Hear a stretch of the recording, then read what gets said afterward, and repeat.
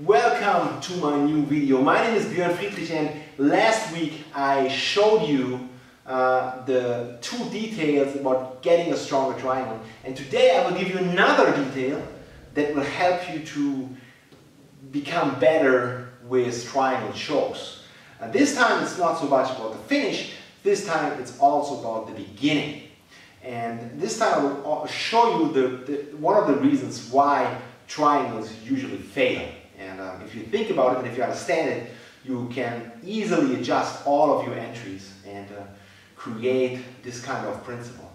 The principle I'm talking about is the push and pull principle, and I will do a video series in the future about the push and pull principle because it's one of my core principles from the bottom, especially from the guard in no-gi jiu-jitsu.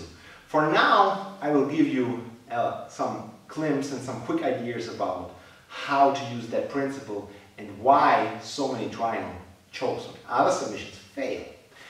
Let me show you. Close guard, for example. Classic way. I have the hands here. Close guard. I put the hand to the chest. I come over. I get my triangle. And I wake up of my dream. You see, that's something you can do against someone who has never experienced a triangle choke.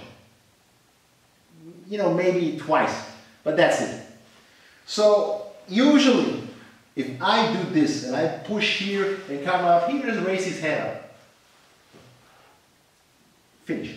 No way to get it. Yes, I can train 1 million reps a day to get extremely fast, and I can do leg curls to get extremely strong, and I can do grip training to get a great grip here. All good, but it doesn't change the circumstance that it's a bullshit setup and that it doesn't work very efficiently. And so that's why we want to change that. One more time. Here, push. Why this setup doesn't work? Very simple. Because he can sit up straight like he's sitting now. He can sit up straight, gravity is on his side, and his arms are free. His spine is pretty free. And his arms are free.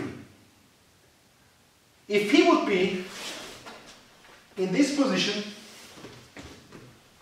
it would be much better for me. Much easier to get the triangle. Okay?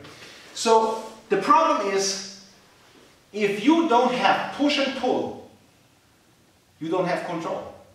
If you don't have control, so what? So let me explain what I'm going to give you a simple example of the triangle choke from the half guard to illustrate my point. So we are half guard, knee shield, I'm here, and classical triangle from here would be, I showed it the wrong way first, would be here, here, and got here, and I got here. And there's also, you know, if I would do it like this, he can easily just raise, head up. There's no way I could control it. What I need is I need a push and pull principle. So what I do now is here, I'm grabbing here, overhook like you know. I grab my pants, I grab my gi, I grab my, you know, my upper thigh, and I move my upper body this way, isometrically, to create a pulling effect on his arm. The arm is connected to his spine, through his shoulders, so I create a pulling effect on his spine. My leg, my upper leg is pushing, I'm extending my hip. Extending my hip means I'm putting my belly button in this direction, like a deadlift. I'm extending my hips, therefore my kneecap is pushing into his hip. His hip is connected to his spine, so I create a pushing effect on his spine. Essentially what I do is I create a pulling force here and a pushing force on his hips, meaning I put him perpendicular to the floor. That's what I want. Now, his arms are occupied. He's not in a strong position. If he wants to lift a heavy weight, he don't want to lift the heavy weight from this position.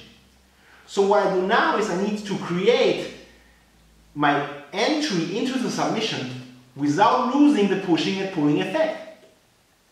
Otherwise I would lose control. So from here I pull, and now the first step I do is I'm replacing the leg Before, the way I replace the legs, now I have no pushing effect. So what I do is I'm pushing on his shoulder for a moment. Now I come in, and now I have my pulling effect again.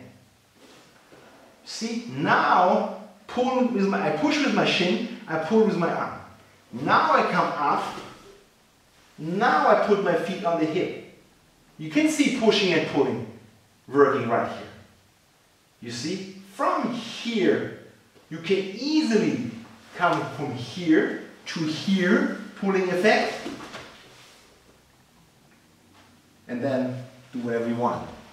One more time. Here, I pull with my arm. I extend my body. I extend my hip. My knee push down, creates a pushing effect. My shoulder raise up, not my shoulder, but my upper body, creating a pulling effect. The spine is pushed and pulled perpendicular to the floor.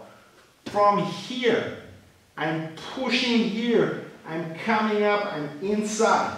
I'm lifting up. I'm here. Pushing with my feet. Pulling with my arm. Coming here. Now, coming up here. This control is now not, still it's there, but I don't need much of it. Here, you see. One more time, last time. The wrong way. Here, here, here. You just can raise up. Raise up. There's no way. Here, overhook. Push with my knee. Pull with my arm. You can also try to sit up first and then. Same idea. And if you don't want to go for the triangle, and still you want to keep the push and pull, you can also go for the omoplata. For my way of omoplata, like I showed you before. You see? The push and pull is intact. Don't have to be triangle. Last time. Here, here, push and pull.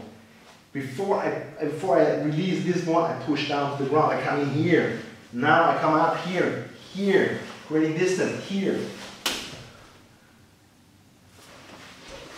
There is no gap where I lose push and pull. And that means I have always control. Does this work all the time? No, like nothing, like everything. Everything can be countered. But this is the way you have to go. Create pushing and pulling forces before you do anything else. And your triangle, and not just the triangle, all the other submissions too, not all, but many, will become better.